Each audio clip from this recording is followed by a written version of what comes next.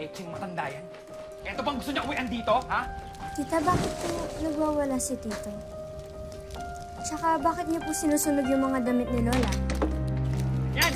Eh, yung lola mong tanga, sumulat na uuwi na raw siya dito. Ganyan ang gagawin ko sa'yo pag umuwi ka pa dito! Oh? Eh bakit po nagwawala si Tito? Isa ka pa palang tanga eh. Sino ang papadala ng pera sa atin kung umuwi siya dito? Nilaan na halos ni Lola Cecilia ang buhay sa pagtatrabaho para masuportahan ang mga anak niya. Pero humantong din na kailangan na niyang magretiro dahil sa katandaan. Limitado na rin kasi ang kanyang nagagawa. At panahon na rin siguro na siya'y bumalik na lang sa probinsya sa piling ng mga mahal niya sa buhay. Makikitawag po kay Lola? Long distance yan, ha? Opo, pakilista na lang po.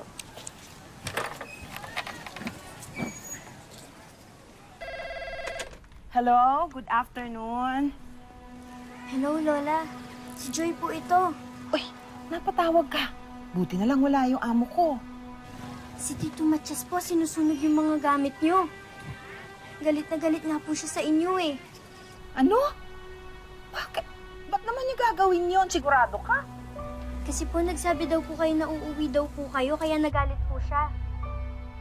Lola, wag muna po kayong umuwi. Baka saktan po kayo ni Tito. Wala naman akong ibang mapupuntahan. Matanda na ako. Hirap na yung katawan ko. Parang hindi ko na kaya. Lola, wala po ba kayong mapapasukan na ibang trabaho dyan? O kahit na ano po, basta wag muna po kayong umuwi dito. Apo, wala nga eh. Matanda na nga ako eh. Hoy, tanda! Huwag ka magkakamay na umuwi dito. Ano ba? Kung hindi, ikaw sisindihan kita. Matias, ano ka ba? Ba't mo ko pinagsasabihan ng ganyan? Kasi ang tigas ng ulo mo. Kung hindi ka magtatrabaho, ano ipapakain ko sa anak ko? Buong buhay ko, sinusuportahan ko kayo. Ah, hindi ko na kaya. Mahina na ako. Basta dyan ka lang, magtrabaho ka dyan. Huwag kang uuwi dito, kung hindi, malilintik ka sa akin.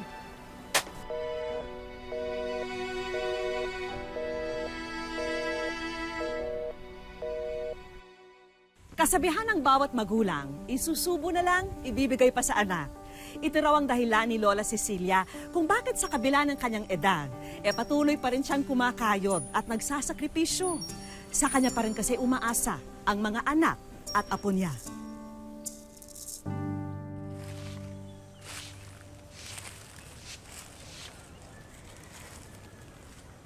Joy, Apo! Lola! Ay, nako. Sandali. Huwag na po kayong tumuloy sa bahay.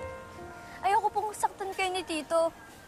Nako, Apo, hindi ako sasaktan ng tito mo. Anak ko yon. Halika na. Pero galit na galit po siya sa inyo. Pag nakita ko noon, mawawala ang galit noon. Halika, pumasok na nga tayo.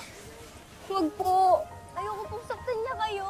Oo, okay na yan. Huwag na po kayong tumuloy. Ayoko po Joy. kayong masaktan. Apo, tama na. Lintik naman talaga. Hindi mo ba naiintindihan yung sinabi ko? Hindi ka ba talaga marunong umintindi, ha? Tito, tama na po. Anak, wala na kasi ako mapapasukan sa Maynila. Hindi na ako makakapagtrabaho. Hayaan mo ako makapagpaliwanag, ha? Ang sinabi ko sa'yo, huwag ka na uuwi dito. Magtrabaho ka doon, yun ang dapat na ginagawa mo para sa amin. Wala na nga akong... Huwag ka namang ganyan. Wala na akong matatrabahuhan sa Maynila. Eh kung wala kang makuha na trabaho, wala ka ng silbi sa amin. Mas walang silbi ka dito kung uwi ka pa. Matias, ina mo pa rin ako. Huwag ka magsasalita sa akin ng ganyan, ha? Lola! Ha? Tito, tama na po! Isa ka pa, ha? Isa ka pang pabigat sa akin, eh! Apo! Halika rito. Chas! Magsama kayo dalawa. Tanod! Sila'y pinipilit pa. Aling Cecilia? Nakawin na pala kayo. Ano nangyari sa inyo? Nadulas lang ang nanay. Ako na bahala sa kanya. Apo, nadulas lang ho ako. Ganun po ba? Sige po. Maligayang pagbabalik po. Salamat po kami. Salamat ho. Salamat ho.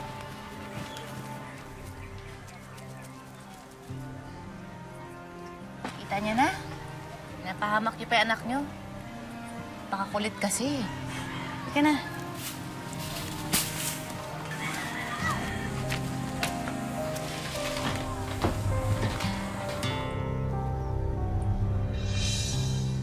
Lola, sinabi ko naman po kasi sa inyo na huwag na muna po kayong umuwi eh. Apo, saan naman ako pupunta? Kayo lang ang pamilya ko. Wala naman akong ibang uuwian. At saka, anak ko ang Tito Matias mo. Pero Lola, nagbago na po si Tito. Yung pong mga perang pinapadala ni Nanay, inuubos po nila ni Tita Aida sa pagsusugal. Sugal? Joy, mangahoy ka na. Sama mo tong lola mo para magkasilbi naman siya. Bakit siya mangangahoy ang bata-bata pa ni Joy? Ba, sanggol pa lang yun, iniwan siya dito ng nanay niya, tatandaan niyo? Tapos nung umalis kayo, kami ni Matias ang nag-alaga sa kanya. Kaya ngayon, kailangan niya magtrabaho para makabawi naman siya sa lahat ng pagod at gastos namin sa kanya. Pero maski na, ang bata pa ni Joy para mangahoy. Nay, kung talagang ayaw niyo siyang magtrabaho, di bumalik kayo ng Maynila. Magtrabaho kayo ulit para makapagpadala kayo ng pera sa amin. Oh, Ay, nako. Apo, akin na yan, akin na yan. Tingnan mo kung ano makakain natin dyan. Ihanda mo na. Gutom na ako. Sige po, Lola. Ako rin po eh. O, ayan, mauna ka na. Uy! Sino nagsabi sa inyo na pwede na kayo kumain? Gutom na kami. Nangahoy kami, hindi ba? Pwede na kayo kumain pagtapos na kayo sa trabaho nyo. Tamad na nga kayo, mga gutom! Ha? Wala silbi! Nagpapaalila ako sa Maynila sa mga among hindi tao ang turing sa akin para lang matustusan ko kayo. Pagkatapos sasagot-sagutin mo ko ng ganyan, wala kang galang sa sarili mong ina. O, lumalabang ka na ngayon, ha? Nakanin kamay mo! Ano gagawin mo? Ano gagawin mo, Malaswag? Ano pinasampal mo sa akin? Ha? Ngayon, tingnan natin kung masasampal mo pa ako! Wag! Huwag ka magulo! Ito'y Malaswag! Huwag ka magulo! Ito'y pinasampal mo sa akin, di ba? Ngayon, tingnan natin kung masasampal mo pa ako!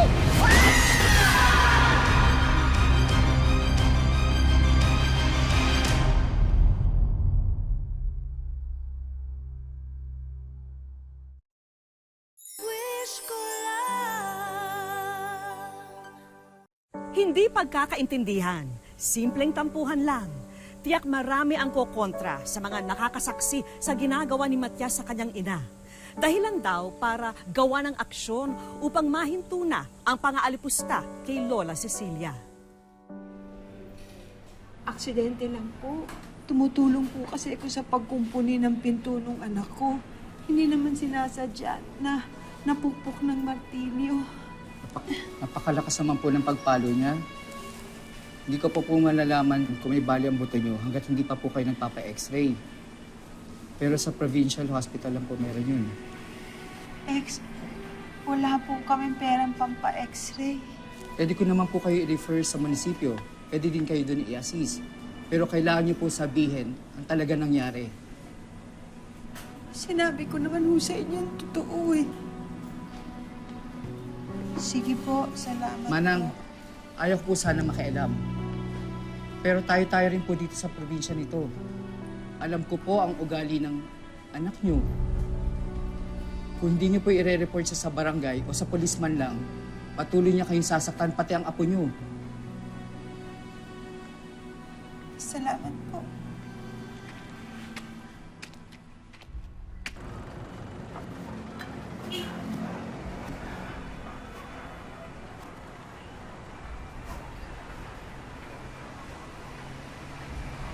Lola.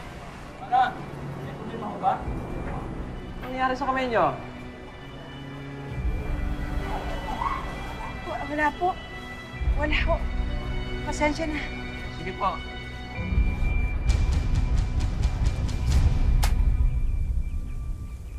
Nanay Matias, panalo na naman ako. Marami ka ng utang sa akin, ha? Babawi ako, ilista mo na lang muna. Palagi lang ganyan sinasabi mo, eh. Hindi naman nangyayari. Ba't di kaya papuwi mo may totoong pera dyan? Tarantado ka pala eh! Matias, nanay mo lahat kapatid mo, pwede mo takutin. Huwag ka magsikasgaan dito.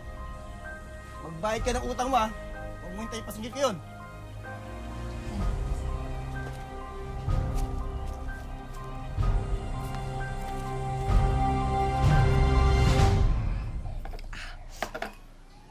Joy? Joy! Asan na ba itong batang ito? Joy! Tingnan mo nga muna yung pinsan mo. Joy!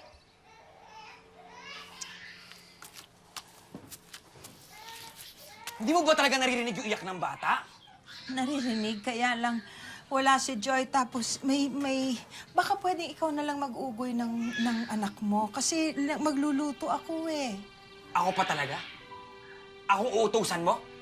Ako ha? Eh kasi... Ay! Anak naman! Halika ito! Ay! Bakit? Halika na! Sumama ka na lang! Anak! Halika! Bitawan mo ko! Daka lang! Tumagin sa'yo! Just... Upo ka lang! Tama ka sa akin! Tawas mo ako! Dahil tamad ka! Wala kang silbi! Ito! Iduyan mo! Hindi mo kaya hawakan, ha? Iduyan mo! Apo! Ugoy mo! Apo! Lakasan mo! Tana! Kapag hindi Tana! tumigil sa akin yung apo mo, Tana! Apo! tatawa ka sa akin, ha? Lakasan mo! Apo! Tana! O yan, kaya mo naman pala eh. Bagay naman pala sa'yo eh. O, diba? Di wala tayong problema. Apo! Huwag mo itigil, iduyan mo. Ugoy mo. Tana! Apo! Huwag kang aalis dyan, ha? Ulitin ko sinasabi, ha? Huwag kang aalis dyan. Apo!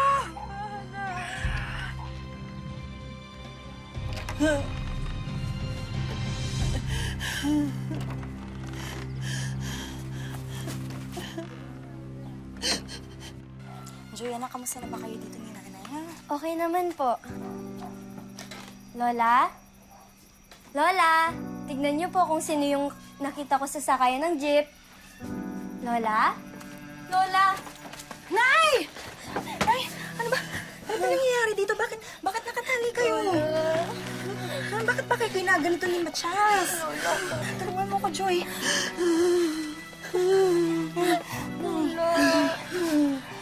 Ano ba to? Diyos ko, ano ba to?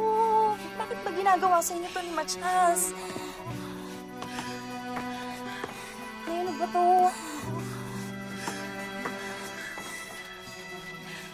Eh, kasi tamad siya. Ayaw niya magtrabaho sa Maynila.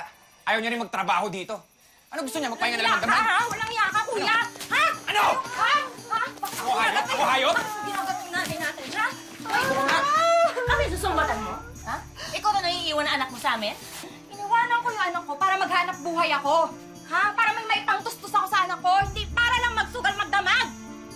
Ikaw nagsumbong sa nanay mo, no? Wag mo pag-initan yung bata, ha? Kayong dalawang may kasalanan dito.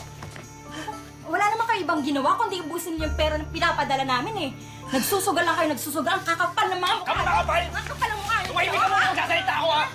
Bayad mo yon sa pag-aalaga namin sa anak mo. Ha? Kaya akin na yung pera mo. Magkano pera? Pinagsasasabi mo, kuya. Pinag-uusapan natin pera, di ba?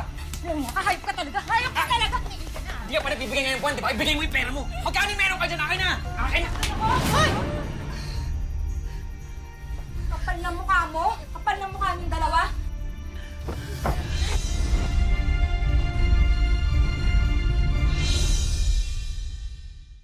Wish ko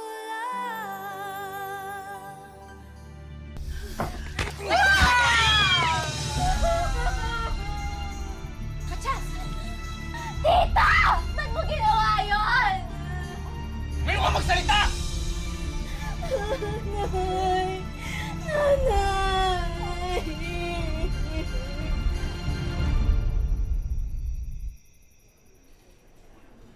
Mababaw lang ang sugat niya. Wala naman tinamaan delikadong ugat. Gusto niyo na po bang sabihin sa akin ang talaga nangyari? Sinabi ko na po sa inyo yung nangyari. Pero ang sabi niyo po, nasabit lang siya na alambre. Alam ko po ang itsura na sugat sa nasabit lang. Sige po, kayo na pong bahala. Bibigyan ko na lang po kayo ng reseta ng antibiotic niya. Nay, tama ang doktor. Kailangan na natin ipakulong si Kuya.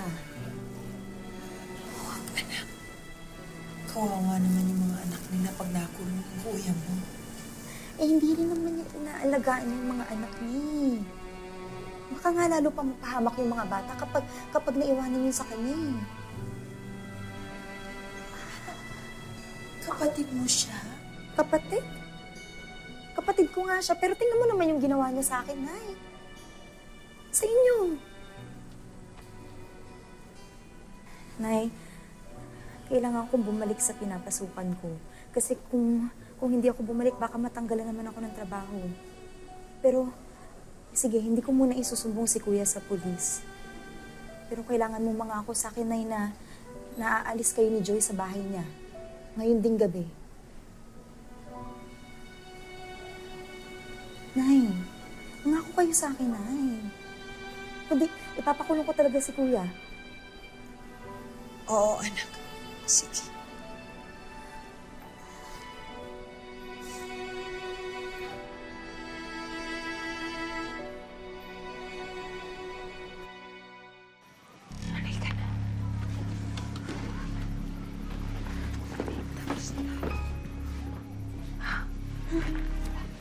Magtago ka.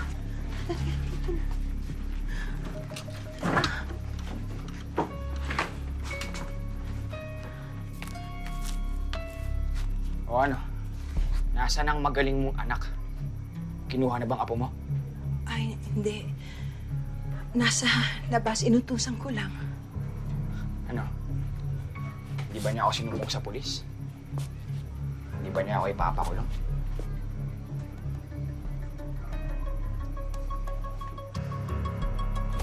Ay, alam ko naman na hindi mo ako matitiis eh. Kasi kung gusto mo akong ipakulong, dati pa lang pinakulong mo na ako. Matias, bakit ka ba nagkakaganyan? Saan ba ako nagkulang? Tama na yung drama mo na eh. Gusto mo malaman kung ano yung pagkukulang mo? Ha?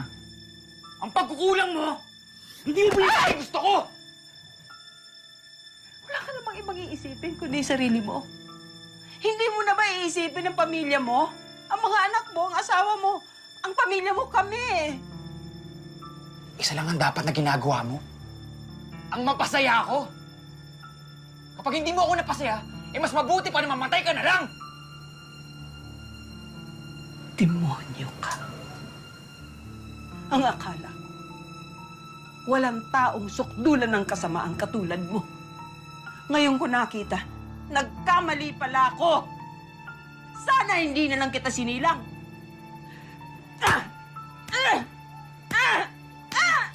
Di ba sinabi ko yung sinasampal ako?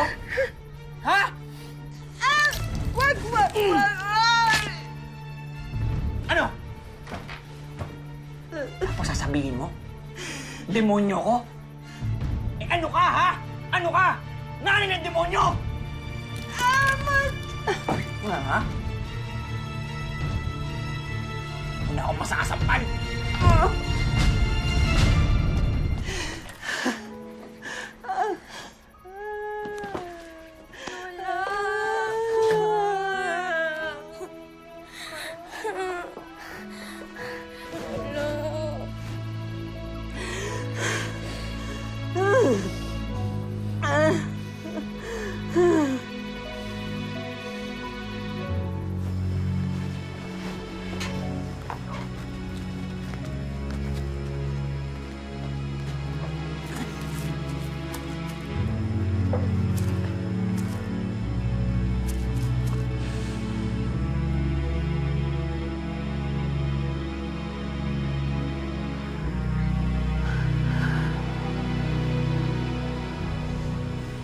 Minabuti na lang ni Lola Cecilia na umalis kasama ang kanyang apo. Susugal na lang sila sa lansangan kesa sa makapiling si Matias na patuloy silang sinasaktan.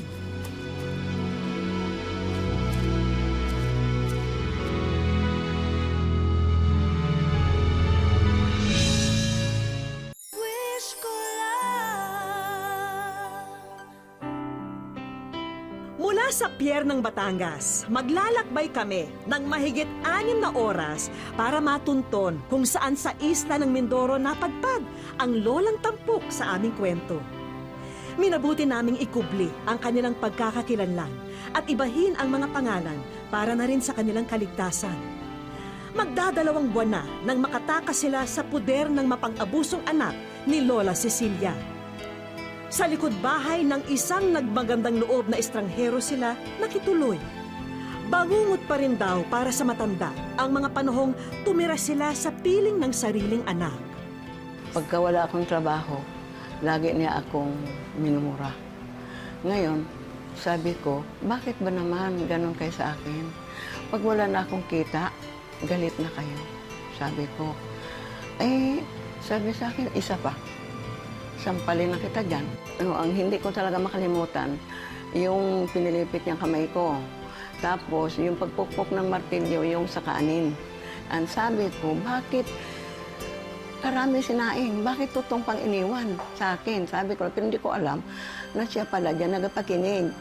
Eh di, na sinasandok ko, itutong, matigas. Eh di, siyempre, ginagaano ko ng sandok. Sabi niya sa akin, ha, para kang aso dyan. Pinukpok yung kamay ko ng martilyo, hindi ko alam. Basta pinukpok na lang. Ay, hindi, umiyak na lang ako. Hindi na ako nagsasalita.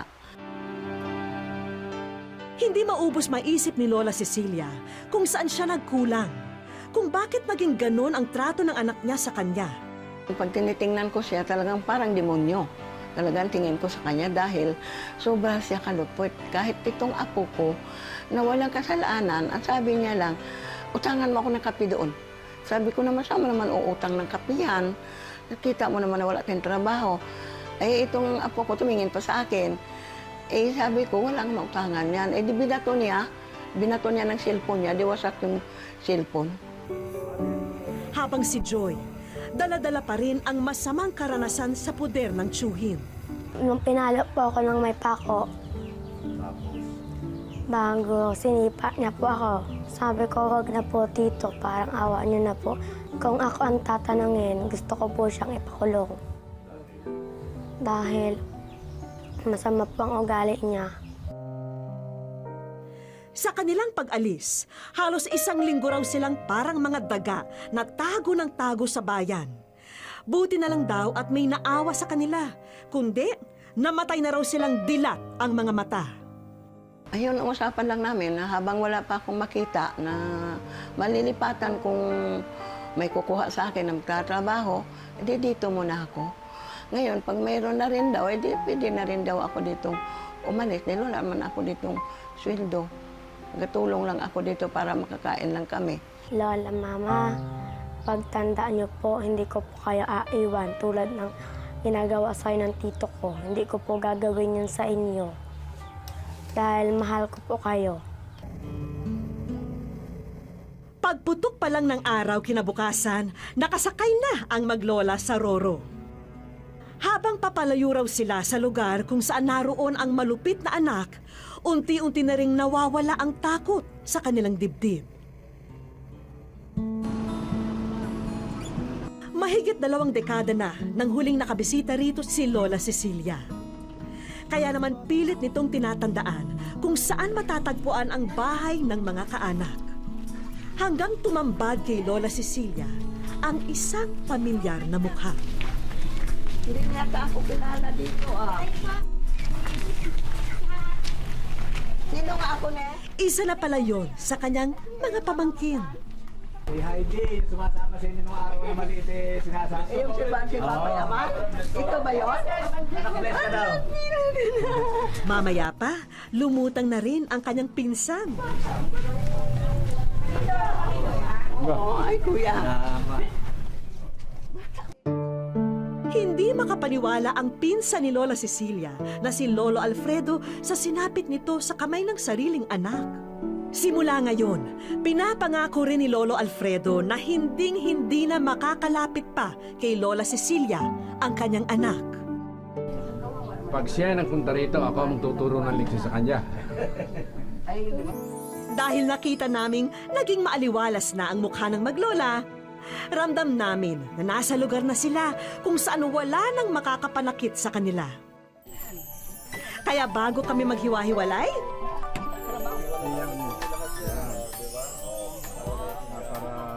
iiwan na namin kina Lola Cecilia at Joy ang mga gamit sa bago nilang tutuluyan. Sagot na rin namin ang pondo pambili ng mga alagang hayop ng maglola. Pero para sa maglola, ang pinakamahalagang nangyari sa kanila ngayong araw ay ang madama na tanggap sila ng kanilang mga kadugo.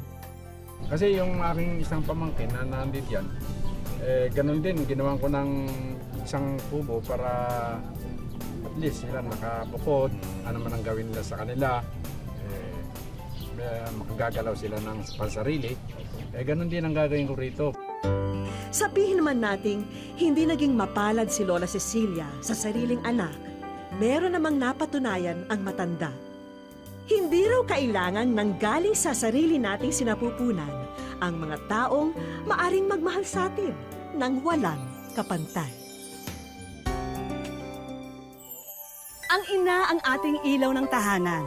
Bigyan po natin sila ng halaga at kalinga sa dapit hapon ng kanilang buhay dahil sila ang dahilan kung bakit nabuhay tayo sa mundong ito. Ako po si Vicky Morales at ito po ang Wish Ko Lang.